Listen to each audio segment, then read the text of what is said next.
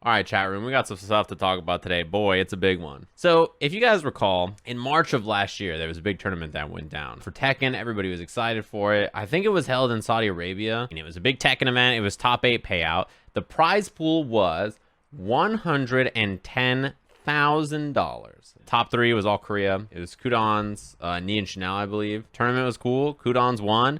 We didn't see Qudans for a little while after, and everybody was like, well, you know, he won such a big prize that he's not even going to show up for a while. He won so much money. Then we learned, like, maybe like 6 months later that payments hadn't happened yet and they were still kind of fumbling. Then we learned like 3 or 4 months ago or something that like payments still hadn't happened. But there was a statement last night. This is from Rox Gaming, by the way. I can remove my camera real quick. You can see it's Rox Gaming, and it's their official statement about the delay of payments for prize money, and they talk a little bit about what's been causing the delays. Here's what's up with the money. We've been trying to reach out to them since this happened and get the money, etc., etc., etc. As you can see, Qudans won $60,000, Chanel won $25,000, Ni won $10,000 for top 3, all Korea, $95,000 for top 3, and they got none of it. And you guys know, like, if your job is gaming in any way, right? And if your job is relying on payments like this, you know, you plan your life around some of these payments, right? I mean, Qudans thought he was $60,000 richer, right? That is a ton of money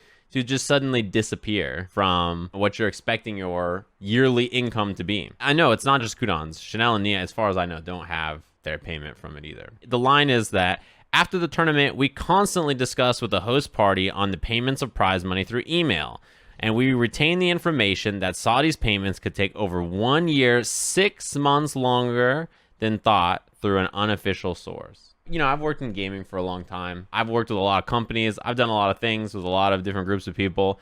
If an event finishes and you say, hey, how long is it going to take for this prize money? Net 60, you know, net 30, that means pay out in 60 days, 30 days, whatever it's going to happen. If you have an email the month after it happens or the day after it happens and they say it's going to be 1 year and 6 months later, you're not getting that money. Either the money doesn't exist and they never planned for it to exist, or there's no possible way a year and 6 months later that money is going to get paid out to you. It's not going to happen. From this moment right here, that money did not exist anymore. I could have told you that. I'm sure they knew that. I'm sure everybody involved probably figured at that point, a year and 6 months later, it's not going to happen. Straight up. For most events, especially an invitational like this, when you sign up for the invitational, part of it is they would explain how long it's going to be for the prize money. Most of the time they'll say, hey, from a week after the event's over, once you fill out your paperwork, it'll be net 30 and you guys will get paid out, or net 60 or whatever it is, right? When I negotiate my contract for commentary with people, you know, it's the same kind of thing. It's like, hey, after the event's over, submit your invoice. It'll be a net 30. It'll be a net 60, whatever it's going to be, right? There's always like communication in that aspect about how long it's going to be for payment of something like this. But when this is the case, it's very clear that money's never going to show up. A net 30 or a net 60, meaning 30 or 60 days, not even after the event, 30 or 60 days after filling out the paperwork from the event, which could happen the day of. It could happen, you could submit your invoice the next day and they might not get to it for a week or 2 weeks. You could literally, and I've done this before, go back to your hotel room, fill out your invoice at the event, send it to them, and they could get to your invoice 3 weeks later. And then once they get to your invoice, start the processing, and it's net 30 or 60 from 3 weeks when they process your invoice. You know what I mean? Like, it really is from when the time they look at your invoice to the end. Yeah, and it's not exclusive to gaming by any means, but it's very normal in the gaming scene. Have I ever been scammed before? Yeah, the people who take the longest to pay tend to be the largest corporations. I don't know why that is. You would think it would be the opposite. You work with somebody who's like, this is the last money I have on my person. Here you go. They'll hand you the money. But everybody else, it's, yeah. There's definitely somebody that has owed me money for like 9 months now, and I don't think they're ever gonna pay me. They sent me to a person, they sent me to another person, that person gave me a number to call. I called them like 4 times, they never answered. I emailed them again, they never answered. And I was like, all right, I guess I'm just not getting paid. This is what always happens with stuff like this too. I filled out my paperwork the day of. I followed up like a week later and I was like, hello, you know, I submitted all my paperwork and everything.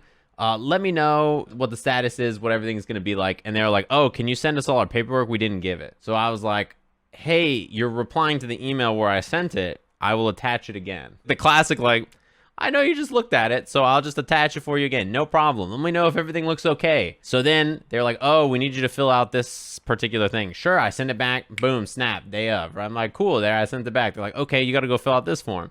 Fill that form out. And they're like, you know, we're having trouble getting you in this system over here. Maybe you can give me a call.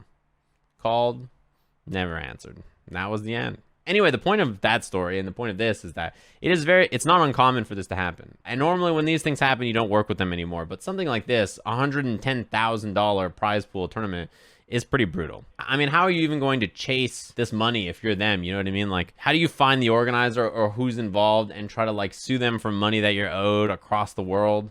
A year and 6 months after an event is like, it's not gonna happen, which is definitely an unfortunate reality. I mean, Qudans tweeted about this recently, and Rox now followed up with this statement. It's kind of what you expect, right? I rarely find that there are situations where I work with somebody and then don't get paid, but I'm also pretty careful about who I work with. And Art said something in the chat which is very important. If it sounds too good to be true, it probably is. Like, you have to really think about it. As a side like topic to this prize situation, there's this tweet from Scar, and I saw like a follower from Silvereye, and I saw a lot of people talking about this, and it was kind of in the NRS scene. I don't know that it was as big in like other scenes of this discussion. That was, if it wasn't for Endemic Esports, which is the team Scar's with, and making my little bags here and there, I tell people all the time I would have been done with this shit. Been here since 2012, and player-wise, less than 1% of fighting game players still ain't making no bread. I would say that in terms of players who play like at tournaments all the time, who are competitive, who are on a team, yeah, I would say it's like probably less than 1% that are getting a super good deal. The thing is, though, is that the players who are at like the very, very, very top of specific games, or at the very, very top overall in fighting games in terms of reach and how big they are as players, they make a lot of money. And it's kind of like that for a lot of things, right? Is like, if you're at the very top, you're making a lot of money, but then once it goes down, there's so many like orgs and teams and events that are just like trying to scam people, and it's kind of whack. I think commentary is kind of similar, actually, in the sense that like the commentators who get the absolute most amount of work and have a ton of stuff make pretty good money, but everybody else is a lot harder for sure. There's way less money, way less work, which is a problem for sure, right? As cool as it is to you know, go to events and win prize money, you know, not only in this case, but in general, winning tournaments is fucking difficult. Even the games with tournaments that have large prize pools from circuits or tours or, you know, outside sources or whatever it is, right? Even those games, like, surviving on only prize money is incredibly difficult. You have to be winning every single tournament. You have to be traveling every single week. You have to never have an off weekend. You also need someone to pay for all your flights and the hotel and stuff, or that's eating away at the prize money. So that's why it's important to have stuff outside of playing and just you know, your team or whatever it is, because otherwise you'll be in trouble. It's why, like, you know, the Dragon Ball player who's making the most money during all this is Hook, right? Hook's chilling at home, streaming himself playing an NLBC, and he has like a bajillion subs on Twitch.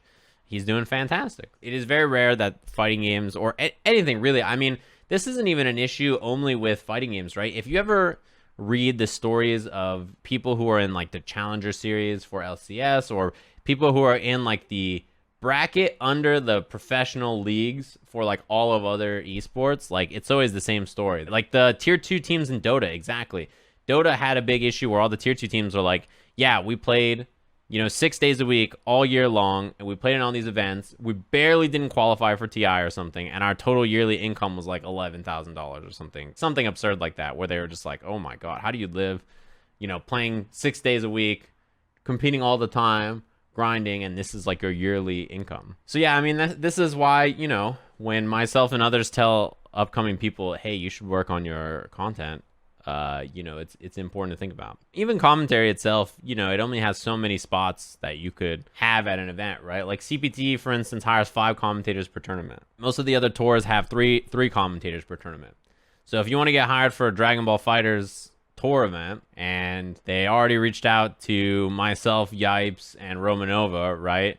And one of us can't do it, then they reach out to Damascus or Tyrant or Giuna or Ringe, or you know what I mean? Like, there's not like a short list of people before it makes it to somebody who's trying to get that spot out of 3 spots on a tour. From the perspective of a player as well, when it comes to making money at tournaments, yeah, I mean, think about all those people who are like, yeah, I got 7th place at Evo and I made $200. The most money you make off of Evo is when you place well at Evo and you come home the next day and you stream and everybody drops subs to support you. You're like, what's good? It's your boy, I'm back. New. And they start dropping the primes from the ceiling. That's how it works. Listen. For those of you guys who know, or who don't know, I guess, in my Discord, people play everything. If you guys want to find a place to go play with other players who are new or willing to try lots of other games, not only that, but they play Mahjong at like 2 o'clock in the morning. People are even trying the Parsec stuff for Tekken and stuff. They've been doing beginner Street Fighter tournaments, and then they did beginner KI tournaments. I think they're just gonna do like an open KI tournament and an open Street Fighter tournament soon. You know, take a peek.